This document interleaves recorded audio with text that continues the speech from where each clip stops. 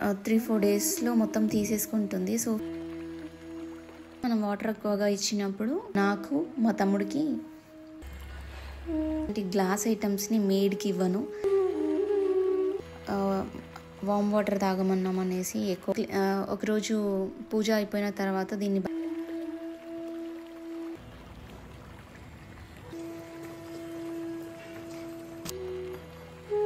బేసిక్గా ఫ్రూట్స్ అవి తినడం నేను మర్చిపోతాను. అంటే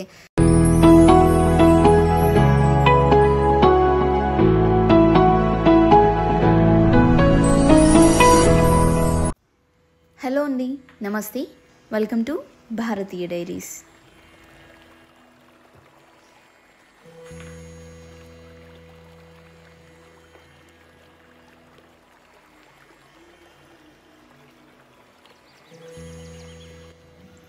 నిన్న మొత్తం నాకు కౌంటర్ టాప్ క్లీన్ చేయడం అస్సలు అవ్వలేదు. నార్మల్గా క్లీన్ చేయడం వల్ల ఆ జిడ్డు అదంతా పోదనమాట. సో కొంచెం లిక్విడ్ ఏదైనా వేసి క్లీన్ చేస్తే అది నీట్గా ఉంటుంది. అండ్ నిన్న మొత్తం కొంచెం బిజీ అండ్ ఇంట్లో ఒక బర్త్డే పార్టీ ఉంది, క్లీన్ చేయడం అసలు కుదరలేదు. సో వంటలు చేయడం వల్ల ఎక్కువ జిడ్డు అయిపోయింది స్టవ్ కూడా.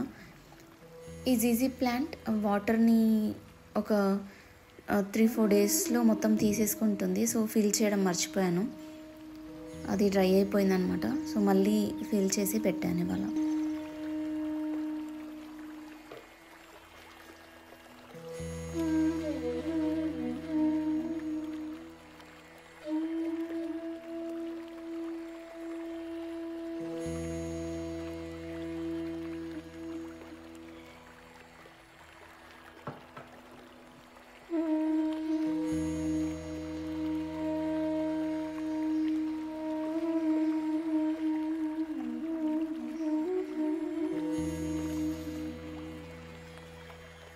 ఇండోర్ ప్లాంట్స్కి మనం వాటర్ ఎక్కువగా ఇచ్చినప్పుడు, మనీ ప్లాంట్కి ఎస్పెషల్లీ ఆ ఆకులన్నీ పండిపోతాయి అన్నమాట. ఒక టైప్ ఆఫ్ కలర్లోకి వచ్చేస్తాయి, ఎల్లోయిష్గా.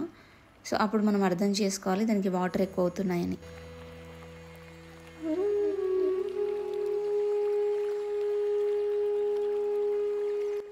ఈరోజు పప్పుచారు చేద్దాం అనుకున్నాను.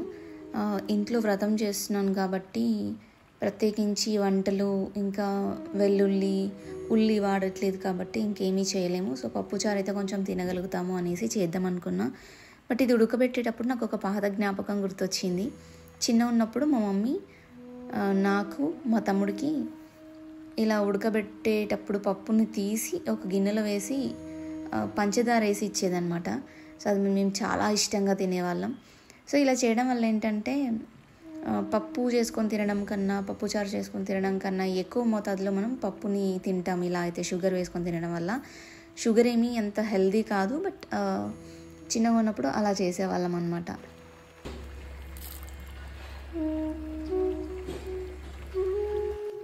నేను కప్స్ తప్ప ఇలాంటి గ్లాస్ ఐటమ్స్ని మేడ్కి ఇవ్వను. తను క్లీన్ చేసేటప్పుడు ఎక్కడ కింద పడేస్తుందో అని భయం వేస్తుంది నాకు.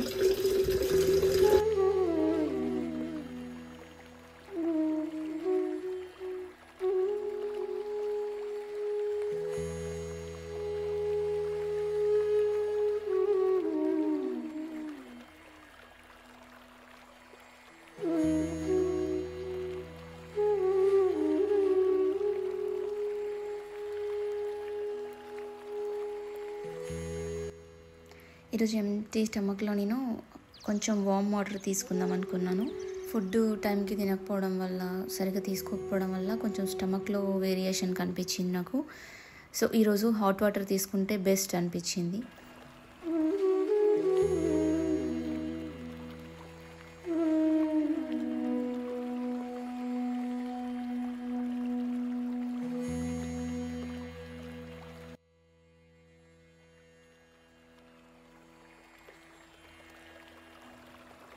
కొంచెం ఎక్కువగా వేడిగా ఉన్నాయి, అంత వేడిగా తీసుకోవడం మంచిది కాదు. సో కొంచెం వాటర్ కలిపి కూల్ చేశాను ఆ వాటర్ని, దెన్ నేను తాగేశాను. వామ్ వాటర్ తాగమన్నాం అనేసి ఎక్కువ ఖాళీ వాటర్ తాగకూడదు, అది కూడా మంచిది కాదు. ఇది సిల్వర్ కోటెడ్ ట్రే అన్నమాట. ఇలాంటివి ఒక 2-3 తీసుకున్నాను లాంగ్ బ్యాక్ నేను. బట్ ఇది చాలా మంచి క్వాలిటీ. కానీ ఒకరోజు పూజ అయిపోయిన తర్వాత దీన్ని బయటే ఉంచేసాను. కొంచెం వాటర్ పడి వర్షంలో అది కోటింగ్ అంతా పోయిందనమాట. సో ఇంకేం చేయలేం దాన్ని. ఇంకా వీలుంటే మళ్ళీ దాన్ని మొత్తం ఫిల్ చేయొచ్చు ఆ కోటింగ్తో. ఇక్కడెక్కడైనా దగ్గరలో ఉంటే చూడాలి.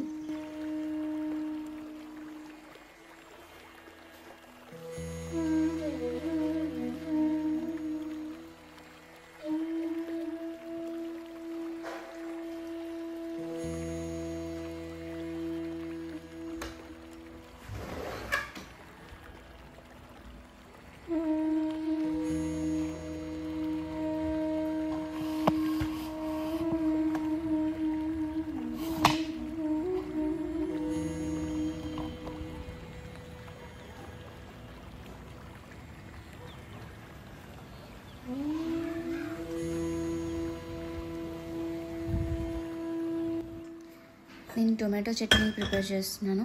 బట్ టొమాటో చట్నీలో మనము గార్లిక్ వేయకపోవడం వల్ల కొంచెం టేస్ట్ వేరేలా అనిపిస్తుంది కదా. సో దానికి బదులుగా నేను ఏం చేశానంటే కొంచెం డిఫరెంట్ టేస్ట్ కోసం ధనియా పౌడర్ వేశాను. సో దానివల్ల నాకు ఏమనిపించింది అంటే తినేటప్పుడు ఆ ఫ్లేవర్, మనం తిరుపతి వెళ్ళినప్పుడు నిత్య అన్నదానంలో కూర్చొని అన్నం తినేటప్పుడు మనకి ఒక చట్నీ పెడతారు కదా, టొమాటో చట్నీ, ఆ ఫ్లేవర్ సేమ్ అనిపించింది.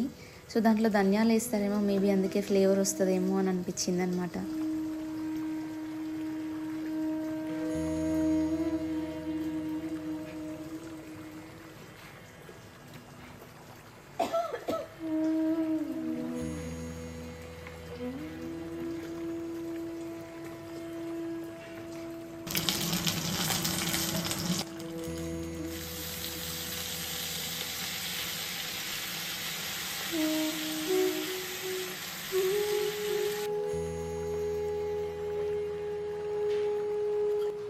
ఇంకా నేను చింతపండుని డీప్ ఫ్రిడ్జ్లోనే స్టోర్ చేస్తాను ఆల్మోస్ట్. ఎందుకంటే బయట పెడితే మనకి అది తొందరగా నలుపు దనం వచ్చేస్తుంది కదా. సో అందుకని. కానీ నాకు కావాల్సినంత తీసుకొని ఇక్కడ స్టోర్ చేస్తాను. సో అయిపోయిందనమాట. ఈ డబ్బాలో మళ్ళీ ఫిల్ చేసి పెట్టేసుకుంటున్నాను.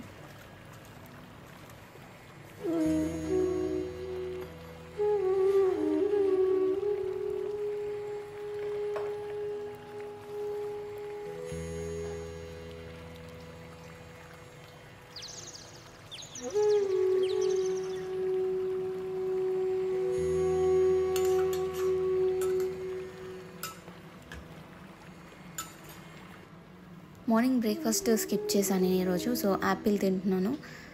బేసిక్గా ఫ్రూట్స్ అవి తినడం నాకు అస్సలు నచ్చని ఒక అలవాటు అనమాట. బట్ అప్పుడప్పుడు తీసుకుంటూ ఉంటాను. మెయిన్గా హెల్త్ విషయం గుర్తొచ్చినప్పుడు తింటాను.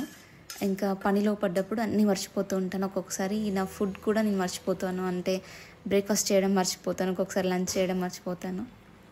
అండ్ నేను రాగి ఇడ్లీ కోసం ఇక్కడ బ్యాటర్ ప్రిపేర్ చేసుకుంటున్నాను. దానికోసం నేను 1 కప్పు మినపప్పు తీసుకుంటున్నాను. రాగులు నా దగ్గర లేవు. సో రాగి ఫ్లోర్ తీసుకుంటున్నాను. అండ్ కొంచెం అటుకులు కూడా నానబెట్టేస్తున్నాను. ఇవి అటుకులు వెంటనే నానిపోతాయి. బట్ ఈ పప్పు కొంచెం ఒక 5 hours నానితే కొంచెం బెస్ట్గా ఉంటుంది. తర్వాత మన బ్యాటర్ని ఈజీగా ప్రిపేర్ చేసుకోవచ్చు. సరే అండి, నా తర్వాత వీడియోలో మళ్ళీ కలుసుకుందాం. వీడియో నచ్చితే లైక్, షేర్, కామెంట్, సబ్స్క్రైబ్ చేయడం మర్చిపోవద్దు.